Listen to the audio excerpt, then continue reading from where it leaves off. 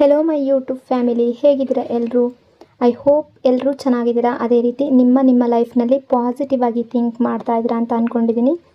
So ಇವತ್ತಿನ ರೀಡಿಂಗಲ್ಲಿ ಯಾವ beautiful energy ಬಂದಿದೆ ಅಂತ ನೋಡೋಣ. ಮೊದಲು ಸ್ವಲ್ಪ ಕಾಮಾಗಿ ಕೂತ್ಕೊಳ್ಳಿ, ಡೀಪ್ ಬ್ರೀತನ್ನು ತಗೊಳ್ಳಿ, ನಿಮ್ಮ ಮೈಂಡ್ ಮತ್ತು ಮನಸ್ಸನ್ನು ರಿಲ್ಯಾಕ್ಸ್ ಮಾಡ್ಕೊಳ್ಳಿ. ಈಗ ನಿಮ್ಮ ಪರ್ಸನ್ ಹೆಸರನ್ನು ಮನಸ್ಸಾರೆ 3 ಬಾರಿ ನೆನೆಸ್ಕೊಳ್ಳಿ. ಅವರ ಫೇಸನ್ನು ಇಮ್ಯಾಜಿನ್ ಮಾಡ್ಕೊಳ್ಳಿ.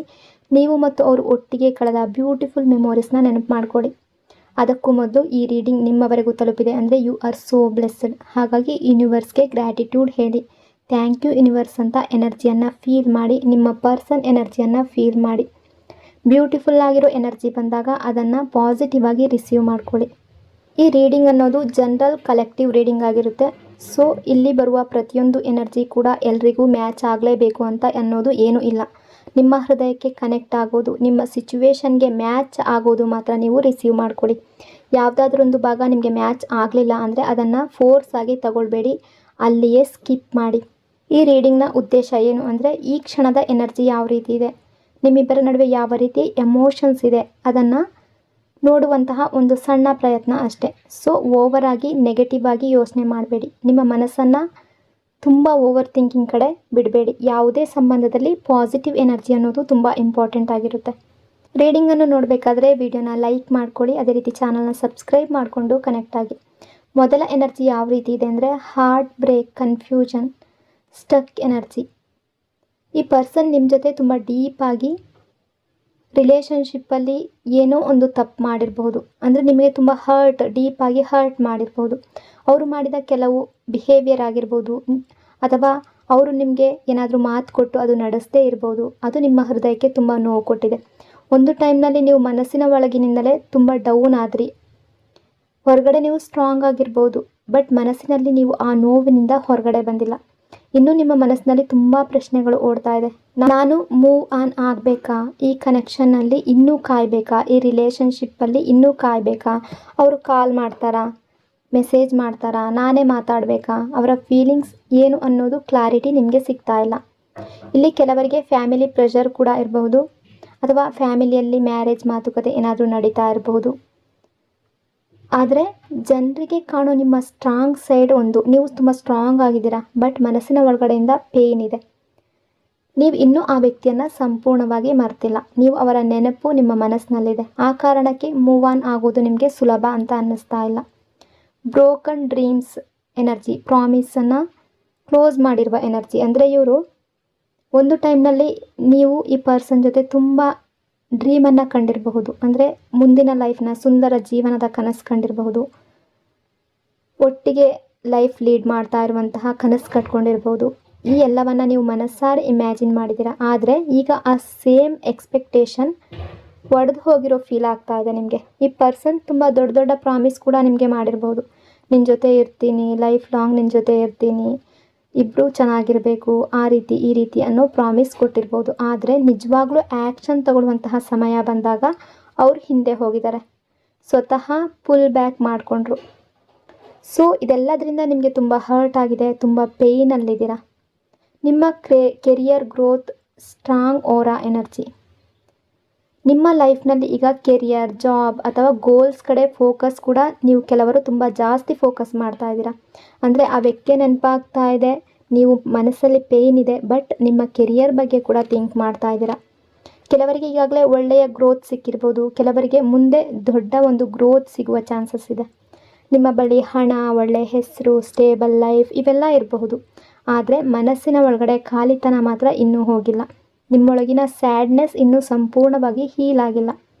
ಬಟ್ ಒಂದು ವಿಷಯ ಏನು ಕ್ಲಿಯರ್ ಅಂದರೆ ನಿಮ್ಮಲ್ಲಿ ಈಗ ತುಂಬ ಮೆಚ್ಯೂರಿಟಿ ಬಂದಿದೆ. ಹಿಂದಿನ ಹಾಗೆ ಎಮೋಷ್ನಲ್ ಆಗಿ ರಿಯಾಕ್ಟ್ ಮಾಡ್ತಾ ಇಲ್ಲ. ನೀವು ಈಗ ಪ್ರಾಕ್ಟಿಕಲ್ ಆಗಿ ಕೂಡ ಯೋಚನೆ ಮಾಡ್ತಾ ಇದ್ದೀರಾ.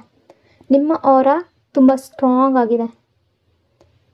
ಇಲ್ಲಿ ಜಸ್ಟಿಸ್ ಎನರ್ಜಿ. ನಿಮಗೆ ರಿವೆಂಜ್ ಬೇಕು ಅಂತ ಅನ್ನಿಸ್ತಾ ಇಲ್ಲ. ಆದರೆ ಈ ಪರ್ಸನ್ ಅವರಿಗೆ ಅವರ ತಪ್ಪಿನ ರಿಯಲೈಸೇಷನ್ ಆಗಬೇಕು ಅನ್ನೋ ಆಸೆ ನಿಮಗಿದೆ.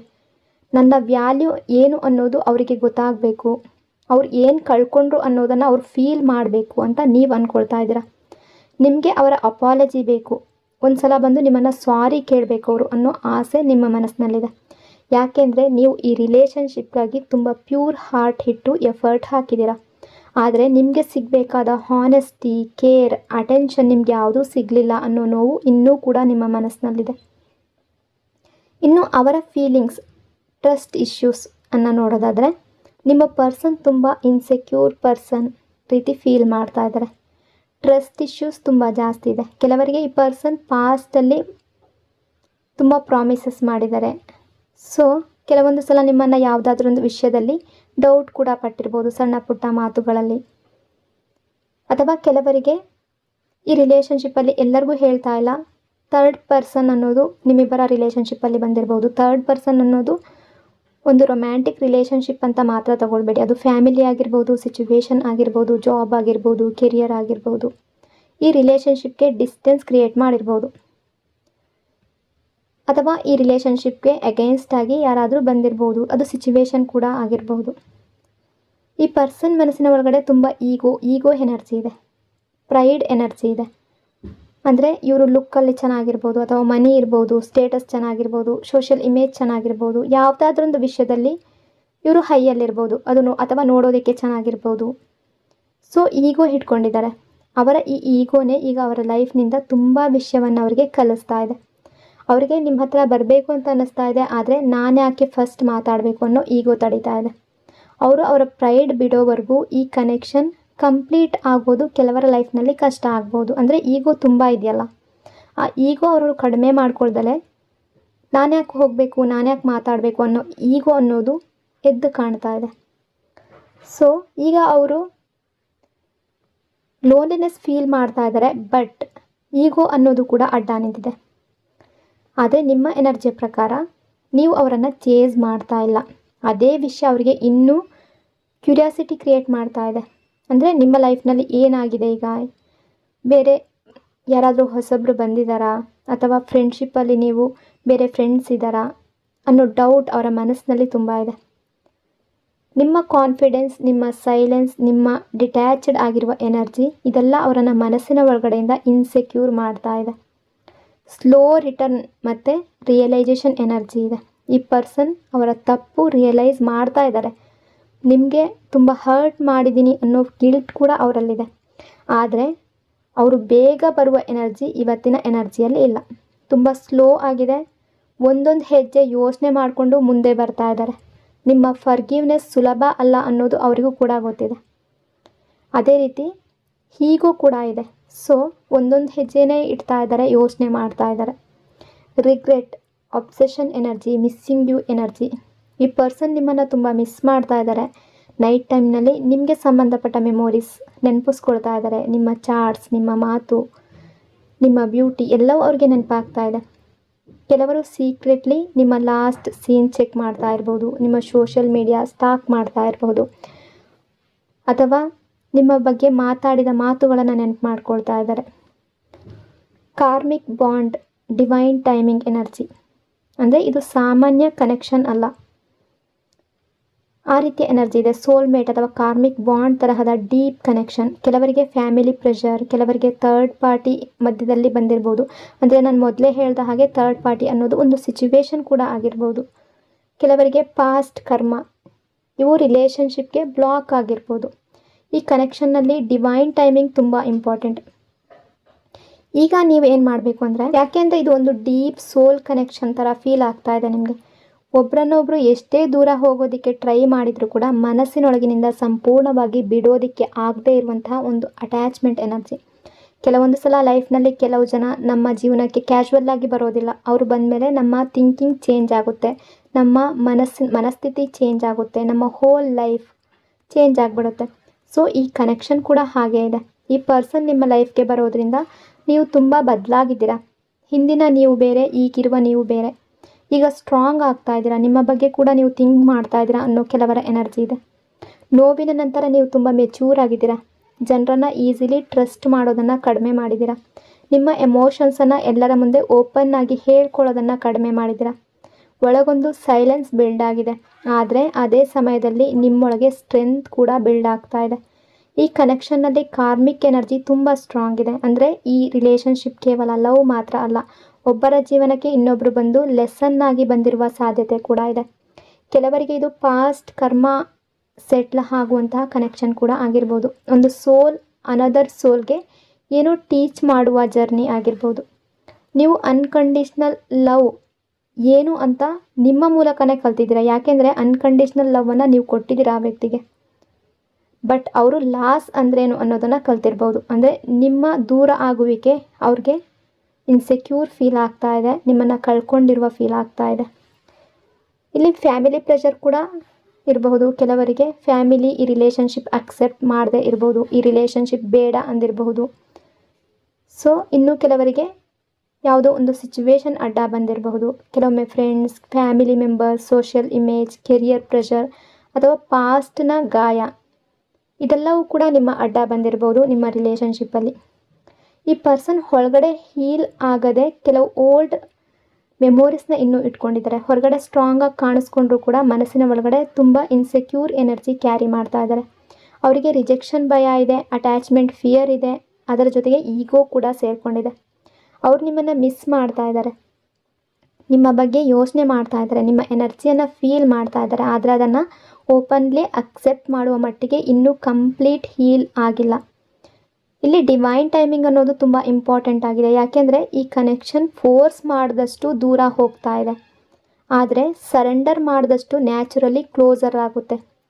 ಕೆಲವರು ಈಗಲೇ ರಿಯೂನಿಯನ್ ಬೇಕು ಅಂತ ಫೀಲ್ ಮಾಡ್ತಾ ಇರ್ಬೋದು, ಈಗಲೇ ಕಾಲ್ ಮಾಡಬೇಕು, ಅವರು ಈಗಲೇ ಮೆಸೇಜ್ ಮಾಡಬೇಕು ಅಂತ ನೀವು ಅಂದ್ಕೊಳ್ತಾ ಇರ್ಬೋದು, ಅವ್ರು ಈಗಲೇ ಬರಬೇಕು ಅನ್ನೋ ಆಸೆ ಕೂಡ ನಿಮಗಿರ್ಬೋದು. ಆದರೆ ಡಿವೈನ್ ಟೈಮಿಂಗ್ ಅನ್ನೋದು ಕೂಡ ಮುಖ್ಯ ಆಗಿರುತ್ತೆ.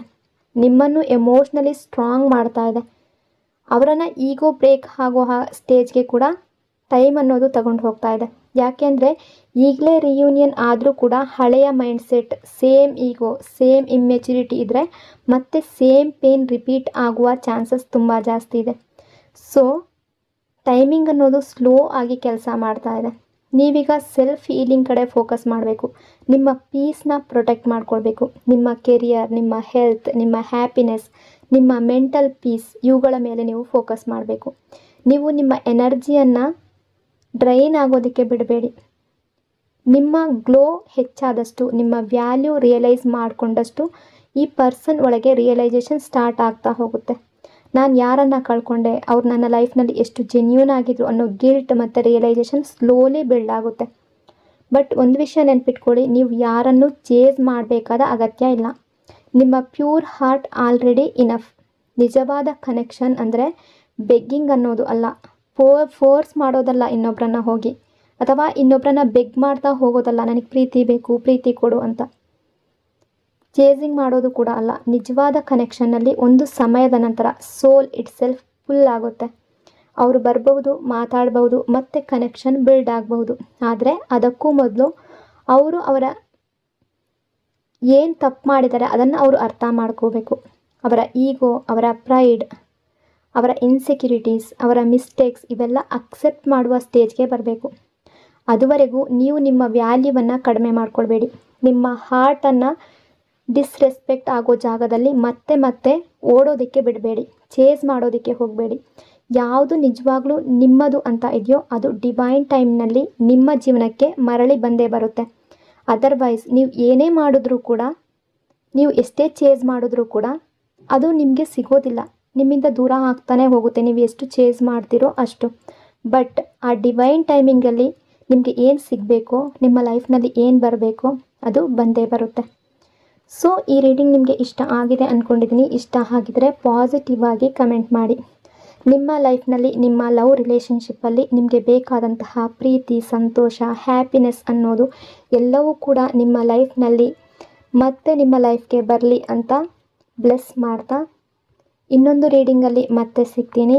ಅಲ್ಲಿವರೆಗೂ ಟೇಕ್ ಕೇರ್. ನಿಮ್ಮ ಪ್ರೀತಿ, ನಿಮ್ಮ ಸಪೋರ್ಟ್ಗೆ ಥ್ಯಾಂಕ್ ಯು ಸೋ ಮಚ್. ನಿಮ್ಮೆಲ್ಲರ ಪ್ರೀತಿ ಮತ್ತು ಸಪೋರ್ಟ್ಗೆ lots and lots of love. ನಿಮ್ಮ ಪ್ರೀತಿ ಸದಾ ಹೀಗೆ ಇರಲಿ and thank you so much. God bless you all.